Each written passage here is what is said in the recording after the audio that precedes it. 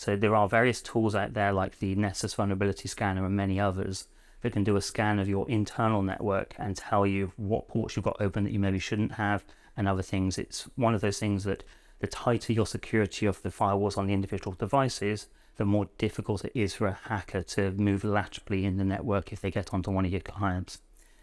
Taking that a step further, if you put your admin credentials into these services, they'll also let you know the patch level vulnerabilities that you're exposed to if you've got any out-of-date software, and they'll give it to you in a nice kind of templated report format.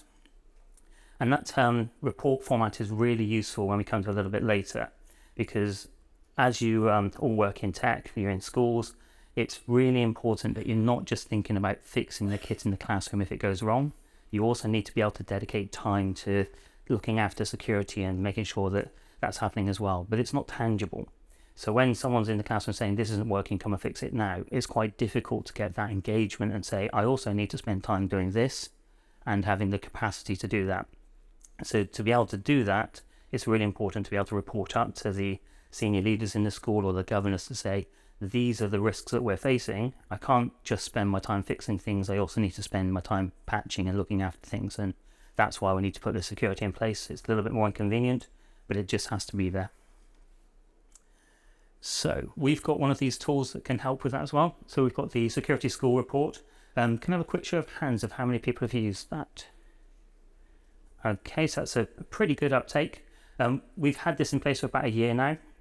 And what it does, similar to the NCSC early warning system, is we, on your behalf, will put in what public-facing services you have, and then it does a scan of everything that you could be vulnerable to. And it covers various different areas of the kind of threat spectrum. You can see on here, it looks at DNS health. That one comes up quite a lot if you haven't got your email settings set up properly. So there's a couple of really quick tweaks you can do on your email. The sender policy framework one in particular, which means that you can validate who should be sending email on your behalf. You might want to include something like MailChimp, but anyone else, email should be dropped. And that means that other people know to trust your email.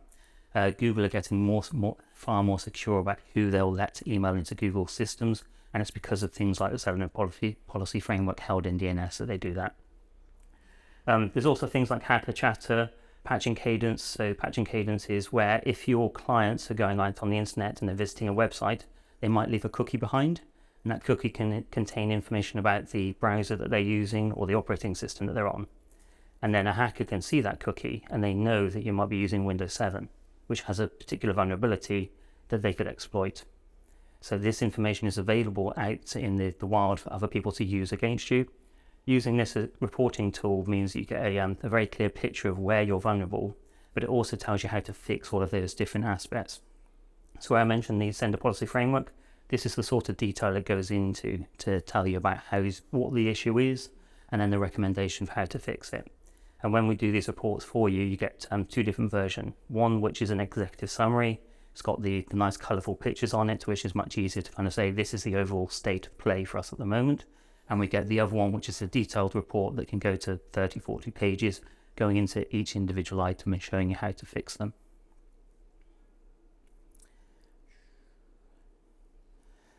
Okay, so talked about kind of the external side of things, the perimeter of the network, the things that you can see if you're actually on the network. There's also the kind of the golden kingdom of the network, the keys to the kingdom, which is Active Directory. And out of the box, Active Directory, where your usernames and your computers are stored, is not secure. It has a lot of vulnerabilities in it all the time. Legacy settings, or they're just things that Microsoft haven't had a chance to fix yet. There are a couple of tools out there that are really useful for finding those misconfigurations or vulnerabilities and then reporting on them again. And what you may find is that it will also tell you about things that you've done on there. So if you've got a school with 1,000 users, you'd expect Active Directory to have about 1,200 accounts maybe. But you find very frequently that no one's told the IT team to remove all of those student accounts at the end of the year and archive them. So you'll have 2,000 accounts. That means you've got 800 accounts that could there just sat idle that could be used against you. It also tells you if you've got any nested groups in there. So you might have a group within a group within a group, and then you add Steve to the one for the humanities team, and he ends up getting happening rights over an IT suite or something like that. So it's really useful for showing where you might not be able to easily see that nested vulnerability or security in there. So those are a couple of tools that you can go and get. They're in the slide right at the end, where you can go and have a look at the different versions of those, or you can Google for Active Directory vulnerability scanners. It's a really useful thing to do and have a look at. So then we go on to the tools that we have available from us a little bit more. We've got Sophos. Hopefully you're all familiar that you can get Sophos Intercept X for clients and servers from us for free. And that's great. We've got about 2,500 of our schools set up on there. Probably a bit more than that because we've also got some multi-academy trust accounts in there as well.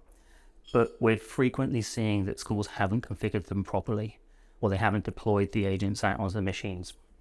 So I'd just like to have a quick show of hands to say, how many people know what tamper protection is?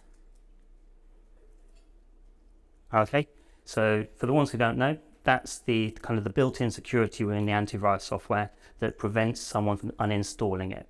Makes it very difficult for you to get it off of the machine. A lot of schools have got that turned off.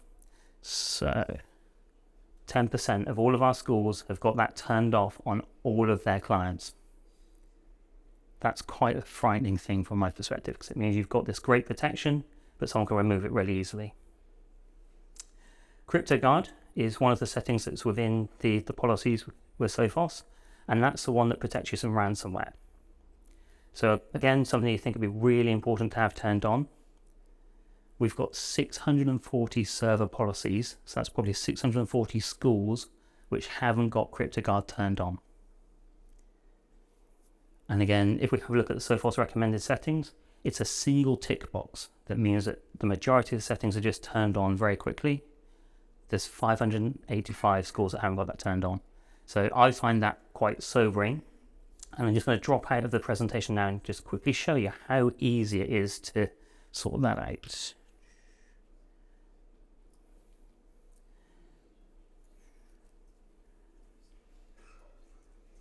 Okay, so this is Sophos Central, which you may or may not be familiar with depending on your role in the school. And this is an example account, so there's not a lot of data in there, but I can show you these particular settings. If we go across on the left here, Sophos have made it very easy for you to see these settings. If you click on that one there, the tamper protection one, you can fix it just by doing that. So by the time you've logged on and clicked that, it's taken less time for me to show you how to do it. So I kind of think there's really no excuse for those 10% of schools to have that turned on.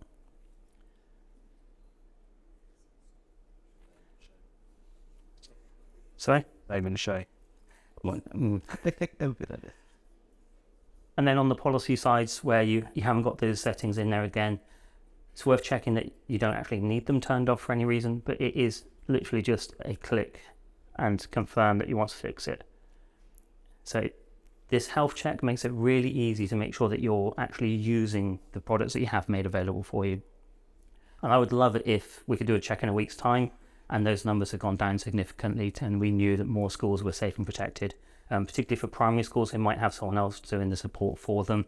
And for any third-party support organisations, if they can just do a quick health check on what they've got there, it would make me much happier to see those stats go down. So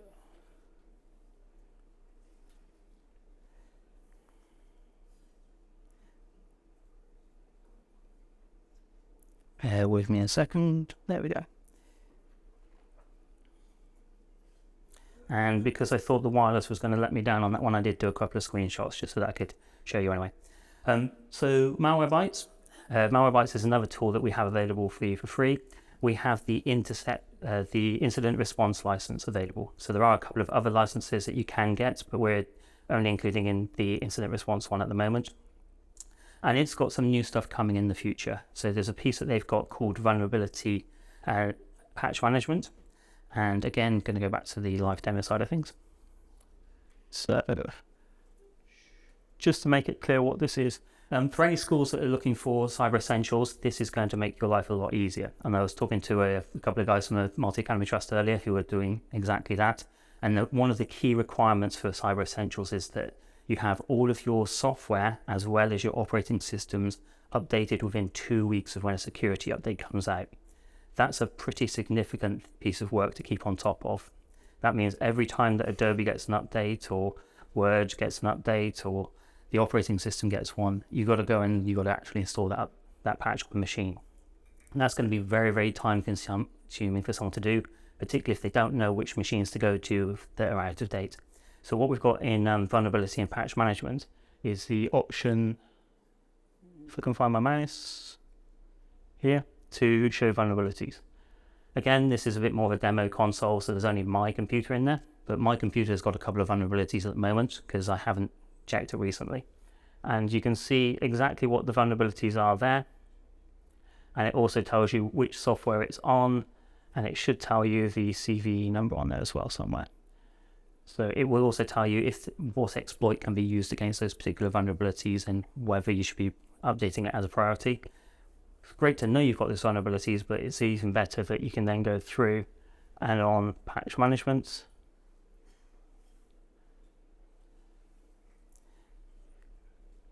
you can just select the piece of software that's out of date, tick a button, and hit update software.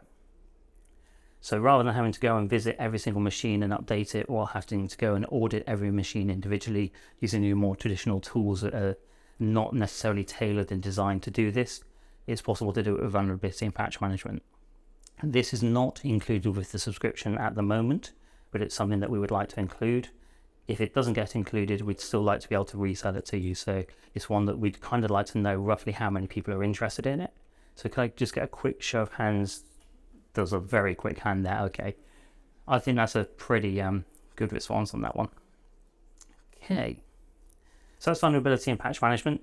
So that's looking after two tools that are going to be looking after the security on your endpoints. So we've covered the perimeter of the network. We talked about the internal things that you can get to once you're on the network, the client security.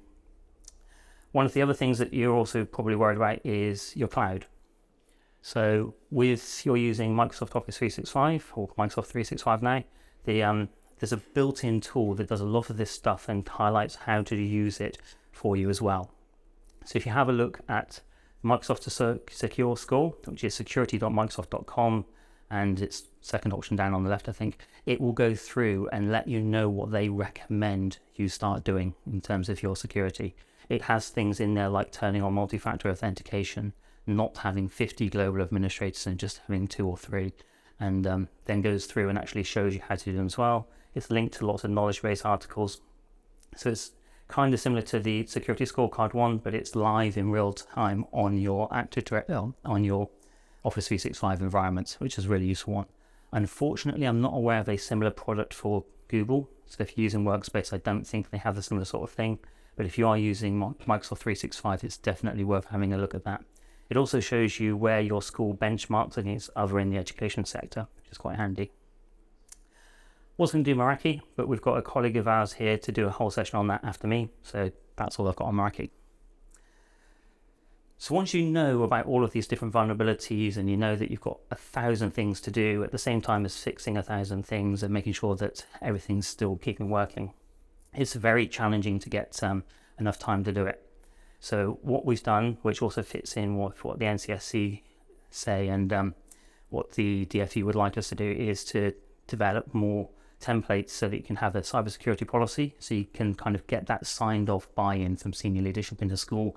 We commit to doing this, and then that kind of filters down into having an incident response plan, which is really important, so that if all of these protections go wrong or you haven't quite not got them configured properly, you know what to do when something does go wrong. And also, so yeah, policy, incident response plan, also some risk registers and asset registers. One of the key things that a lot of people forget about is having an accurate asset register. If you don't know exactly what kit you've got, you don't know how many should be in Sophos getting updated on a day-to-day basis. You don't know how many should be getting updated, where you're vulnerable because it's just missing from the console. So we've got a asset register and risk registers in there. So with the risk register, one of the things that you can do is, once you know about all these things that these different tools have told you about, you can put them in as different line items, and where you can see the yellow and red bits in there. Just above those, you've got filters. So once you've filled in and you say, okay, I know that this one's, if this happened to us because of that vulnerability, it would take the school offline for a week. You could say that that's a really high severity, quite a low priority, a low probability, so we don't need to worry about it as much. And it helps you prioritize what you're doing with this. Once you've got your risk register sorted so you can prioritize your task list to how to resolve a lot of these things, we've also got a reporting template coming up. Now, reporting template can take information directly out of the risk register and then report it back to the senior leaders so that the head teacher or the governors get kind of on a single page, this is what's really bad and this is what we're doing about it. And it makes it much easier for them to focus on the cybersecurity side. So otherwise, they've got 1,000 other things to do. They're worried about safeguarding, teaching, Ofsted, making sure they've got enough staff these days. So cybersecurity, although it's a major concern for them, they don't necessarily have enough time or understanding to dedicate to it. Being able to report back to them in a kind of more visual way with the RAG rating on there makes life a lot easier for them. Then finally, just a reminder of all the different tools that we have available. GridStore is one that I haven't touched on but is really important. That's for the offline backup. So where the risk protection arrangement insurance scheme from the DFE has a requirement to have that off-site backup, GridStore meets that requirement out of the box, so it's one that's ready to go for that. And finally, that's everything. Got 5 minutes left. So if anyone's got any questions, the QR code there will take you through to a document that's got links to the various different products where you can get different information about those. If not, thank you very much, and that's me done.